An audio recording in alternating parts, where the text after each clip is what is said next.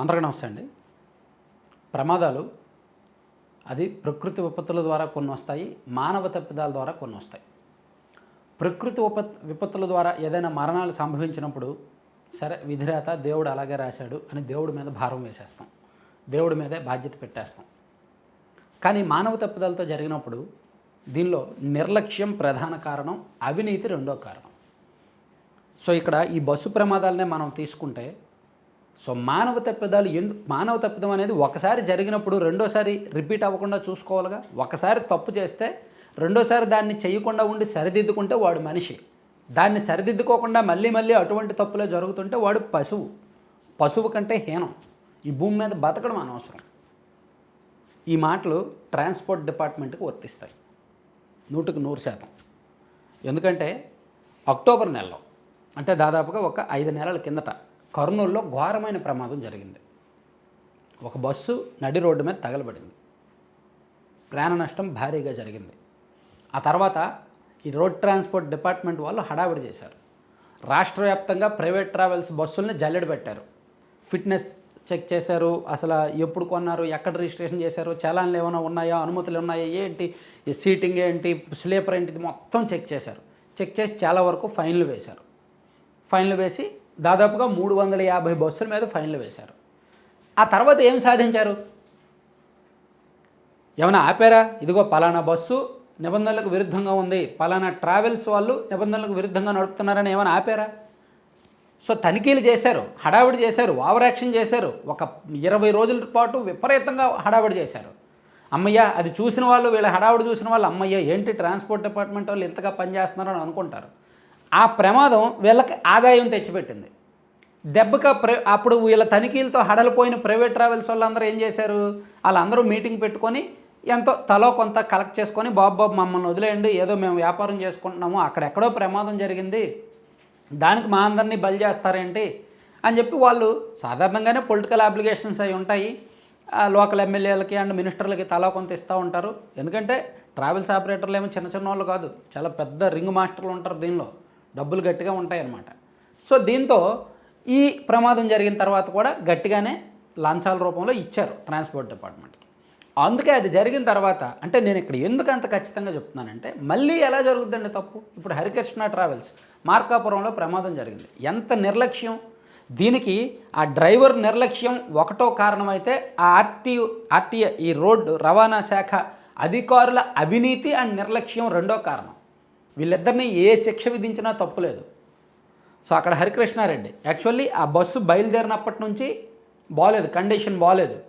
Bus పాత bus, డొక్కు bus, అన్ని రకాల పర్మిషన్స్ లేవు. అయినా సరే దాన్ని జగిత్యాల నుంచి తీసుకొచ్చారు. బలవంతంగా ముక్కుతూ మూలుగుతూ ఇబ్బంది పడుతూ తీసుకొచ్చారు. అప్పటికే ప్రమాదం జరగడానికి అరగంట ముందే బస్సు ఆగిపోయింది. ఆగిపోతే డ్రైవర్ ఏమో ఓనర్కి ఫోన్ చేసి, సార్ బస్సు ఇబ్బంది పెడుతుంది, కదలట్లేదు అంటే, నీకు చేతనైతే నడుపు, లేకపోతే లేదని చెప్పి ఈ ఓనరే వెళ్ళి బస్సు తీసుకున్నాడు. నేనే నడుపుతాను, నేనే తీసుకెళ్తానని. అలా తీసుకున్న ఒక 30 గంటకే ప్రమాదం జరిగింది. స్టీరింగ్ ఇరుక్కుపోయింది, ఎదురుగా వస్తున్న టిప్పర్ను గుద్దేసి బస్సు ఇంత ప్రమాదం జరిగి 14 మందిని పొట్టన పెట్టుకున్నారు. అసలు ఇంత దారుణమైన బస్సులు తిరగడం ఏంటండి? ఆ బస్సు కండిషన్ అస్సలు బాగోలేదంట. అసలు ఈ హరికృష్ణ ట్రావెల్స్ అనే బస్సులు అస్సలు బాగోవంట. అటువంటి ఎన్ని బస్సులు ఉన్నాయో మన 2 తెలుగు రాష్ట్రాల్లో. ఇన్ని ట్రావెల్స్ నడుస్తున్నాయి కదా, ఇంతమంది తిరుగుతున్నారు కదా రోజువారీగా. నైట్ వాళ్ళు హైవే ఎక్కారంటే మినిమం 120-140 స్పీడ్లో వెళ్తారు. అసలు ఆ బస్సు కండిషన్స్ కానీ అది కానీ, మళ్ళీ ప్లస్ ఒకడే డ్రైవర్ ఉంటారు. కొంతమంది 2 డ్రైవర్లు పెడతారు, కొంతమంది మాత్రం ఒకడే డ్రైవర్ ఉంటాడు. విపరీతమైన స్పీడ్ ఉంటుంది. స్పీడ్ బ్రేకర్లు ఉన్నా, లేదంటే మధ్యలో ఇవి అడ్డం పెడతారు చూడండి, అవి ఉన్నా సరే ఇలా తిప్పుకుంటూ కటింగులు ఇచ్చుకుంటూ వెళ్తారనమాట. సో ఇది చాలా ఇబ్బంది. దీన్ని పూర్తి స్థాయి ప్రక్షాళన జరగాలి. ఏదో ప్రమాదం జరిగినప్పుడు తనిఖీలు చేసామా, పని చేసామా, వాళ్ళు మనకు డబ్బులు ఇచ్చారా, మనం శాంతించామా అనేటట్టు కాకుండా ప్రక్షాళన జరగాలి. సో ఈ రవాణా శాఖ వల్లే జాతీయ రహదారుల శాఖకి ఒక ప్రపోజల్ పంపించారంట. అసలు స్లీపర్ బస్సులు అనేవి ఉండకూడదు, స్లీపర్ బస్సులు ఉండటం వల్లనే ప్రమాద తీవ్రత పెరుగుతోంది, ఎవరు వెంటనే దిగలేకపోతున్నారు, అన్ని సీటింగ్ అయితే ఈజీగా దిగొచ్చు అని సీటింగ్ ఉండాలి, ప్లస్ ఎమర్జెన్సీ ఎగ్జిట్లు కరెక్ట్గా పనిచేస్తున్నాయి లేదో అనేటట్టు ఉండాలి. అన్ని రకాలుగా చెక్ చేసుకోవాలి, ఫిట్నెస్ చెక్ చేసుకోవాలి. అండ్ సెకండ్ హ్యాండ్ బస్సులు కొనుగోలు చేసినప్పుడు అది ఇంతకుముందు ఎన్ని కిలోమీటర్లు తిరిగింది, ఇంకా ఎంత కండిషన్ ఉంది, దాని లైఫ్ టైం ఏంటనేది చూసుకోవాలి. ఇవన్నీ కూడా ఉండాలి. ఏమీ లేకుండా అడ్డగోలుగా నడిపేయడం, ప్రమాదం వచ్చినప్పుడు మళ్ళీ వాళ్ళ మీద పడడం, వాళ్ళ మీద తోసేయడం, ఇది ఎక్కువైపోయింది అనమాట. సో అందుకే ఇటువంటి ప్రమాదాలు మళ్ళీ జరగకుండా చూసుకునే బాధ్యత రవాణా శాఖది. మళ్ళీ జరగకుండా ఉండాలంటే ప్రక్షాళన జరగాలి. అసలు ట్రావెల్స్ బస్సు, ప్రైవేట్ ట్రావెల్స్ బస్సులో కనీసం 40 మంది ప్రాణాలు ఉంటాయి. ఆ 40 మంది ప్రాణాలు గమ్యస్థానానికి చేర్చడంలో ఆర్టీఓ అధికారులు కూడా బాధ్యత తీసుకోవాలి. అవసరమైతే ప్రతి ప్రైవేట్ ట్రావెల్స్ ఉంటారా, ఇప్పుడు మార్నింగ్ స్టార్ ఉంది, ఒక ఊర్లో వాళ్ళు ఒక 10 బస్సులు ఒకరోజు బయలుదేరుతాయి అనుకుందాం. ఆ ప్రైవేట్ బస్సులు మొత్తం ఒక ఊర్లో ఒక స్టాండ్ లాగా ఏర్పాటు చేయాలి. ఒక జిల్లా కేంద్రం శ్రీకాకుళం నుంచో, వైజాగ్ నుంచో, హైదరాబాద్ నుంచో, లేదంటే ఒంగోలు నుంచో, ఏలూరు నుంచో, ఎక్కడి నుంచి బస్సులు బయలుదేరినా అవన్నీ కూడా బయలుదేరడానికి ముందే ప్రతి బస్సుని కూడా ఆర్టీఓ అధికారులు చెక్ చేయాలి. ఫిట్నెస్ కండిషన్, డ్రైవర్ను కూడా టెస్ట్ చేయాలి. ఆల్టర్నేటివ్ డ్రైవర్ ఉన్నాడా లేదా, ఆ లైఫ్ టైం ఏంటి, ఎన్ని కిలోమీటర్లు తిరిగింది, ఎంత. అలాగే స్పీడ్ కంట్రోల్ కూడా చేయాలి. కొన్నిటికి స్పీడ్ కంట్రోల్ ఉంటుంది, అలాగే స్పీడ్ కంట్రోల్ కూడా చేయాలి. 80కో 100కో లిమిట్ చేయాలి.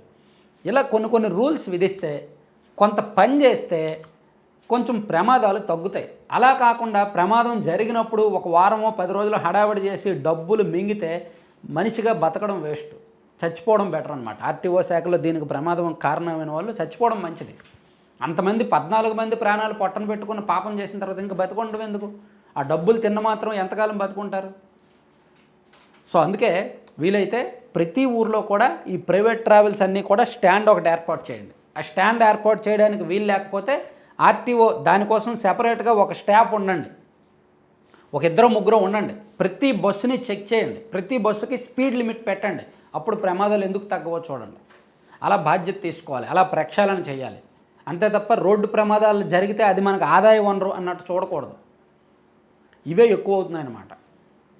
చూద్దాం ఇంకా ఈ డిపార్ట్మెంట్ని గట్టిగా పట్టుకుంటే ఖచ్చితంగా దొరుకుతారు. పట్టుకుందాం. Thank you.